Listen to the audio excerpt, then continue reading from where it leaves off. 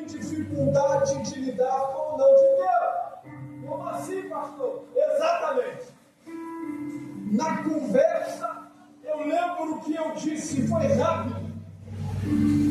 Deus disse para mim, eu, pastor, há 5 anos ou 7 anos atrás, eu vou levar teu filho, minha esposa estava no 5º mês de gestação.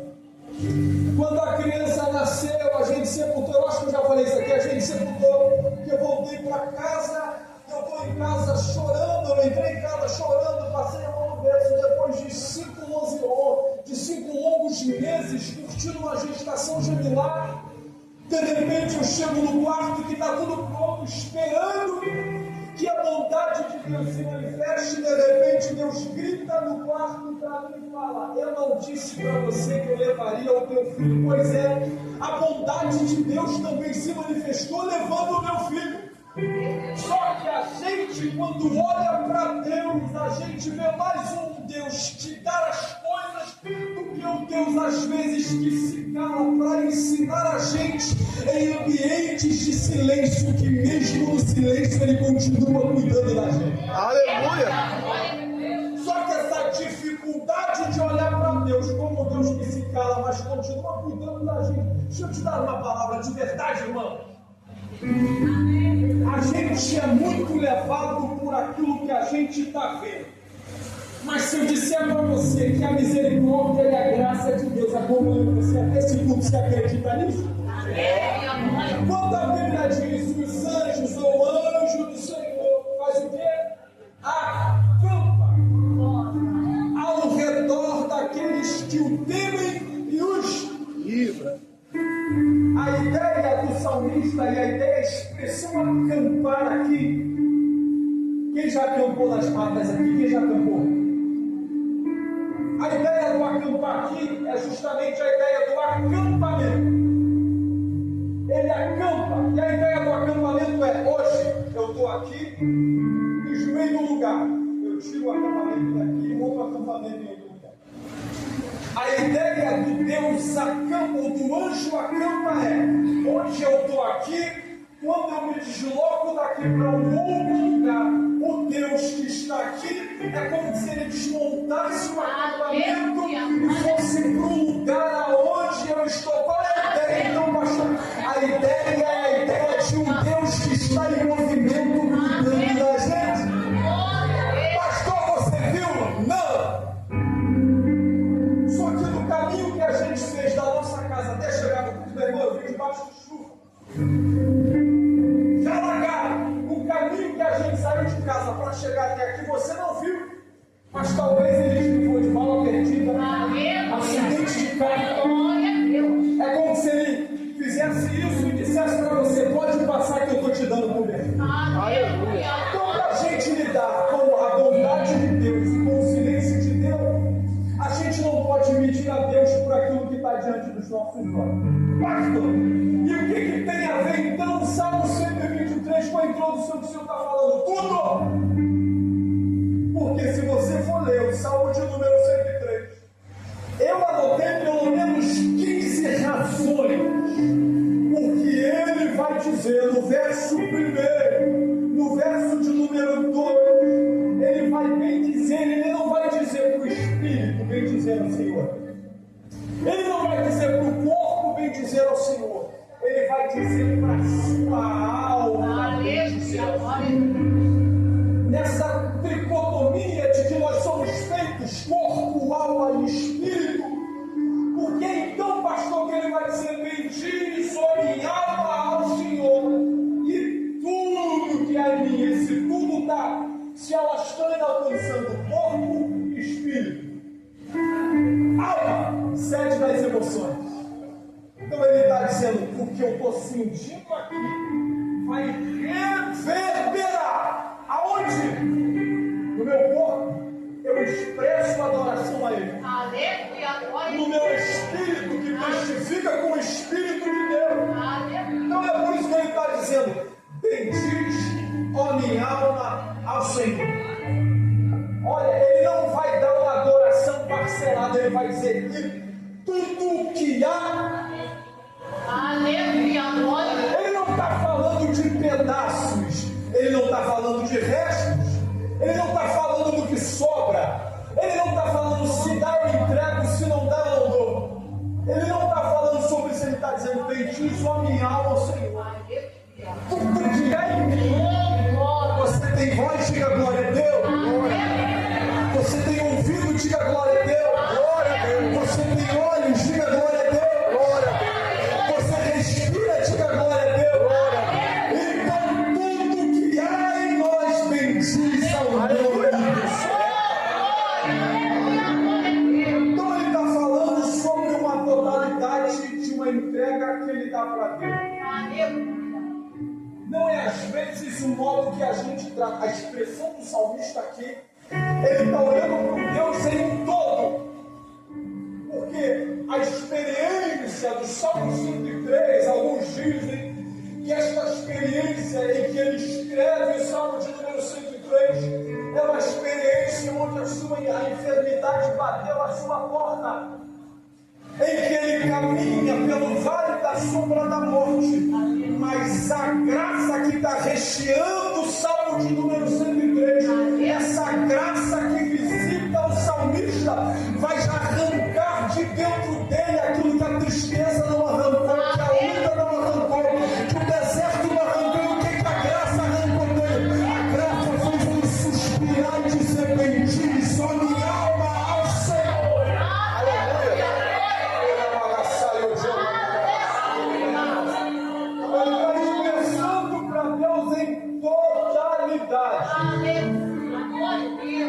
Ele não trata Deus às vezes como um de nós. Como assim, pastor? Às vezes nós tratamos Deus como um mendigo e queremos que Ele nos retribua nos tratando como um príncipe. Como assim, pastor? Como um mendigo? Resto para Deus. Resto do quê? Resto do dia. Resto do dinheiro. Resto do culto. Resto da adoração. Senhor, eu quero o teu melhor. A gente trata Deus como mendigo, dá para Ele o que sobra da gente, e a gente quer que Ele retribua como príncipe. A gente só pode, baixa só um pouquinho, Fábio. A gente só pode reivindicar do altar aquilo que a gente coloca nele. Então, se você não coloca tudo no altar, não peça tudo para Deus sobre a sua vida. Se você não entrega tudo no altar, não peça tudo de Deus sobre a sua vida. Pastor, mas a vontade e a misericórdia de Deus não tem uma relação de troca, tem uma relação de fidelidade. Então ele está dizendo: bendiz a minha alma, Senhor, tudo que há em mim. Ele está dizendo: tudo que há em mim, tudo que eu tenho, tudo que eu sou, tudo aquilo que o Senhor fez, vai bendizer ao santo nome do Senhor. A minha expressão e a minha versão está dizendo: todas as minhas entranhas. Ele não está falando sobre o que está por fora. Se ele está falando de entranhas, ele está falando que está por. Então não é a aparência de crente, o cabelo de crente, o comportamento de crente, mas ele está falando que está sendo gerado de dentro.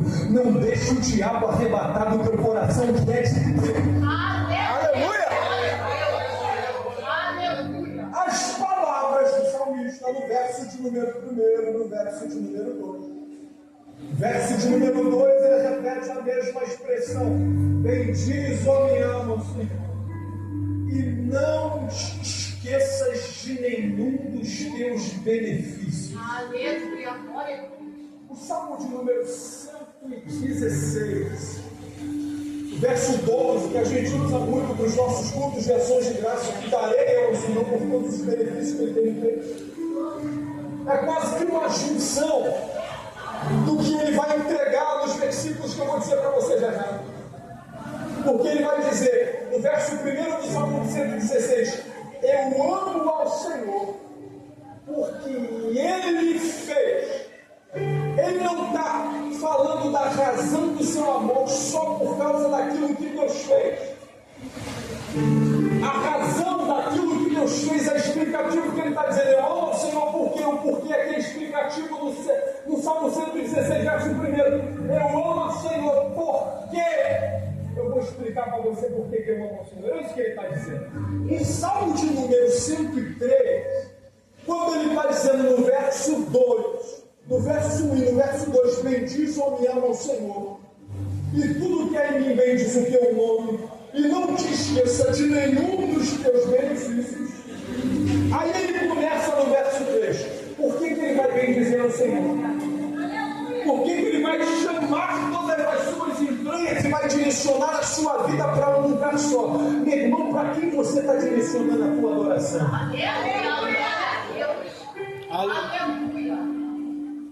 O cenário dele aqui é um cenário de gratidão. Agora vamos prestar atenção. Verso de número 3. Ele vai dar algumas razões para a gente, porque a sua alma vai bendizer ao Senhor. Primeiro, é Ele, está no verso 3, é Ele quem perdoa todas as nossas iniquidades. O é Ele aqui está em letras maiúsculas. Ele não está falando de homens, ele está falando de quem, meu irmão? Ele não está falando de homens, ele está falando de... Ele está dizendo, é Ele quem perdoa todas as nossas iniquidades. A primeira razão, o mesmo salmista, no Salmo de número 151, quando ele vai dizer, Senhor, purifica-me com isopo e eu ficarei limpo.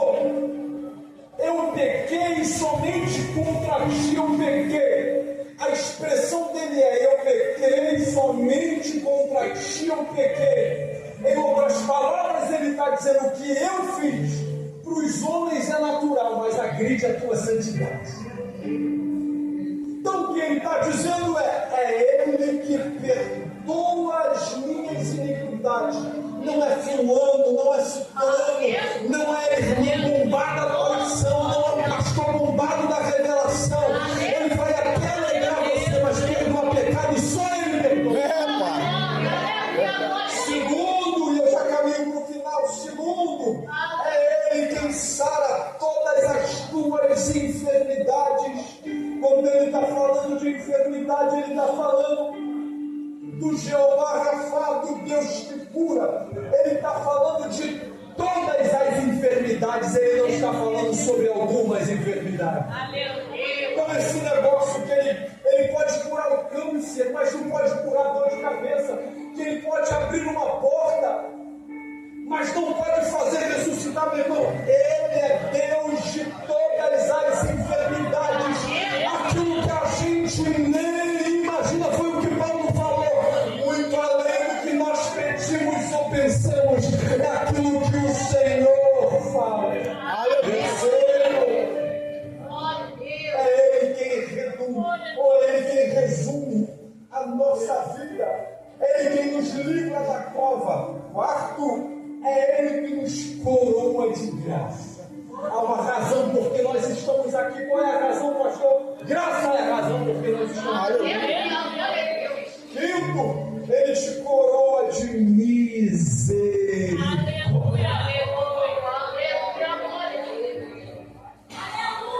Graça e misericórdia andam de mãos dadas.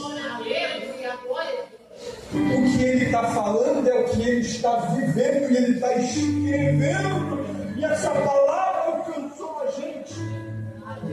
Graça, resumidamente, o favor que nós não merecemos. Nós não merecíamos, mas a graça dele nos alcançou e nos fez chegar até aqui. Misericórdia, pastor, é o favor que Deus estende, mesmo a gente querendo fugir por causa das nossas transgressões. Ele nos olha com um olhar de compaixão. Isso é misericórdia. Eu gosto de dar um exemplo. Eu tenho uma filha, ela agora está com 3 anos, com 7 anos. A gente não está brincando de pique-esconde dentro de casa. A cortina da sala, meu irmão, ela cobre só a minha canela. E aí eu acabo de contar. Filho, papai está indo. Posso ir? Pode. A hora que eu vi as costas, eu estou indo. Eu já vi o pé dela. cortina aí, perguntando, aonde está a Valentina? Ela está aqui.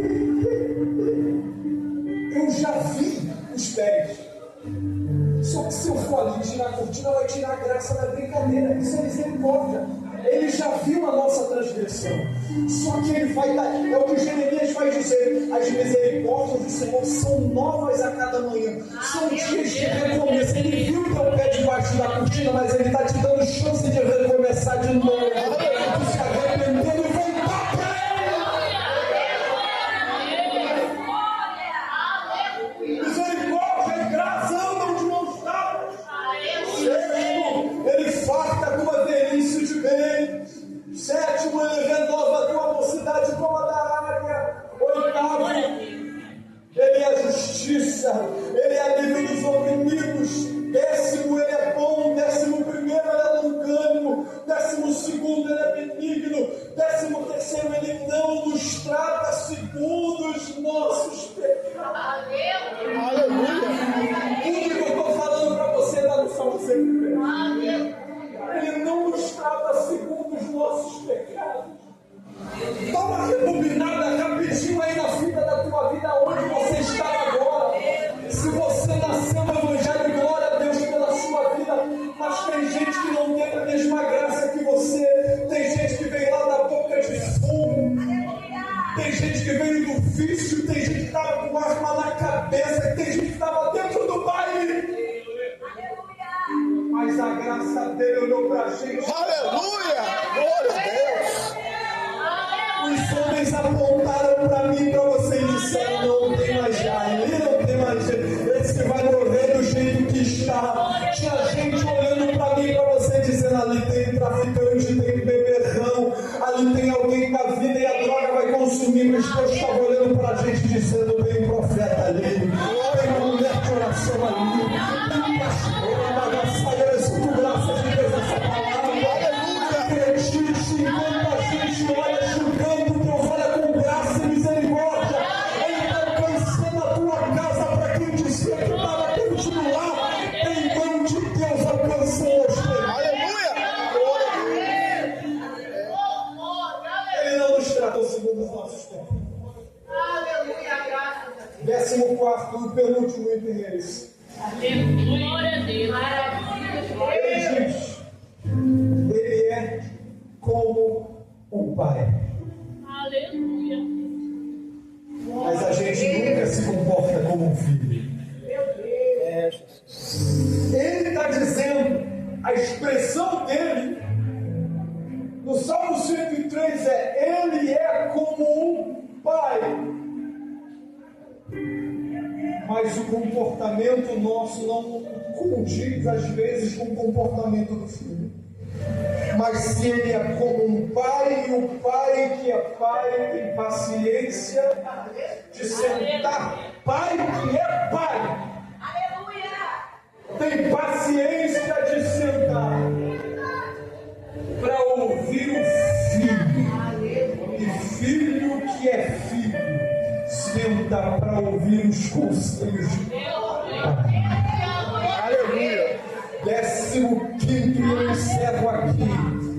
Ele é o verso de número 14. Ele diz: ele conhece a nossa estrutura e ele sabe que somos Pai. Por que ele começa bendizendo ao Deus da sua alma? Por que ele começa dizendo que tudo que há nele bendiz ao seu santo nome?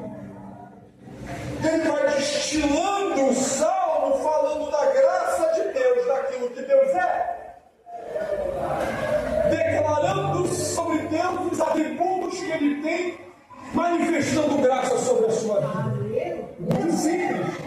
A gente está falando de um homem que Deus, quando olha para ele, e ele mesmo vai dizer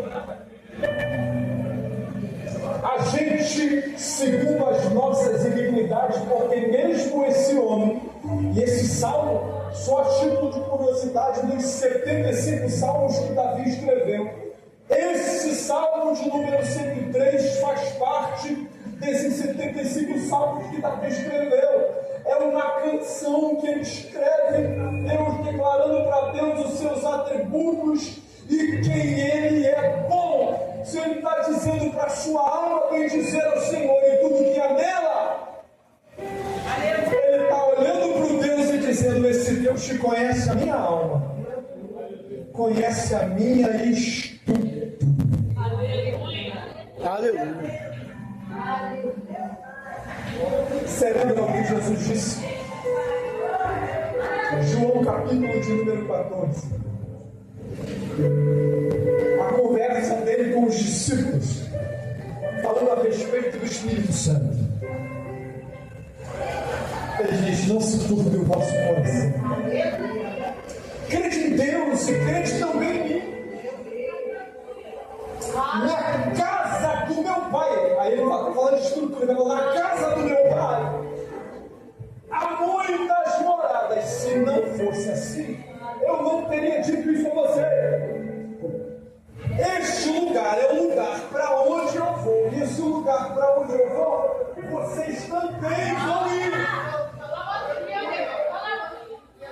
Aí os discípulos vão perguntar para ele, Tomé especificamente, mas está todo mundo falando a respeito de caminhos.